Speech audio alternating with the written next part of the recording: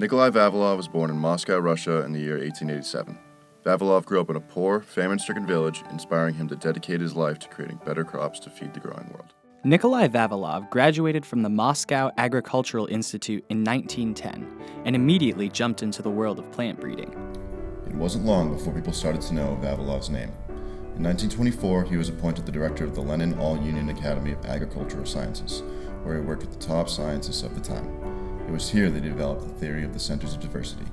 Centers of diversity, also known as centers of origin, were landmark in the development of selective plant genetics. Knowing from where a plant has come allows scientists to collect wild specimens for breeding and allows for the protection of these sites to preserve land races.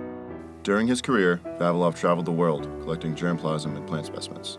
Vavilov collected specimens from Iran, the United States, the Americas, the Mediterranean Basin, and Ethiopia. These travels resulted in Vavilov's formulation of the ideas of homologous series and variation, and his theory on the centers of origin of cultivated plants.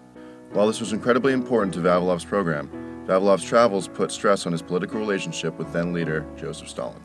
Stalin believed that Vavilov was a brilliant scientist, but that he took far too long to deliver results. Stalin had a country to run, and he didn't have the time to wait around for plant lines to live and die. Vavilov was clearly frustrated with Stalin, as his politics were starting to stifle scientific progress. Unfortunately for the Soviets, Vavilov wasn't the only scientist interested in changing the way we breed crops. Trofim Lysenko, a peasant-turned-agricultural bulldog, had his own ideas about the future of the Soviet Union.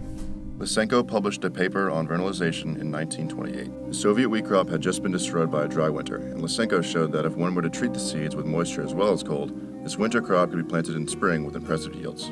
Naturally, this caught the attention of Soviet scientists, Vavilov included, as the study's implications could be used to directly improve Soviet crop yields, with minimal effort and time required. Lysenko believed that what he discovered would revolutionize the field of crop breeding. By treating those seeds with water as well as cold, he was able to get them to flower earlier. This paper resulted in Vavilov recommending that Lysenko speak at the National Conference for Plant and Animal Genomics. Unfortunately for Vavilov, this endorsement would eventually result in his undoing. Stalin was much more satisfied with Lysenko than with Vavilov. Lysenko promised faster results than what Vavilov could deliver, which won him favor with Stalin. Another factor in this favoritism was that Lysenko's Lamarckian ideology better represented the ideals of a communist government. We asked Dr. Anna Sato, a professor at the University of Massachusetts Amherst, about the politics of genetics under Stalin and communism. Any traits that a human or any organism would have depended solely on the genes they were carrying. There was no room for improvement, that the environment could not improve somebody. Soviets, who classified genetics as a pseudoscience, then proceeded to arrest all geneticists, including Vavilov, whose criticism of Lysenko led to his arrest in 1940. Initially, Vavilov was sentenced to death for his refutation of Lysenko's ideals. This sentence was scaled back to 20 years imprisonment. Unfortunately for Vavilov, a prison sentence in the 1940s Soviet Union might as well have been a death sentence, and he died of starvation in 1943. In 1948, Lysenko successfully lobbied a ban on genetic research, which would last until the mid-1960s. Towards the end of his career, Lysenko spent a good amount of time attempting to discredit other scientists who spoke against him, which in turn created even more backlash against him.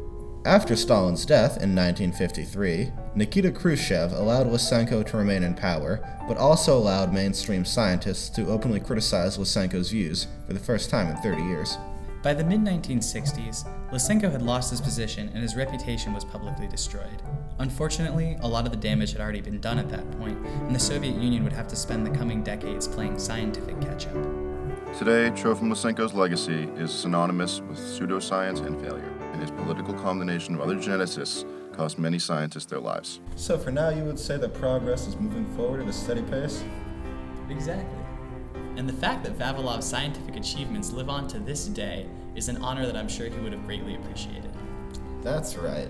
Sure, he may have died in a gulag and buried in a prisoner's grave, but he'll always be remembered as the grandfather of crop breeding.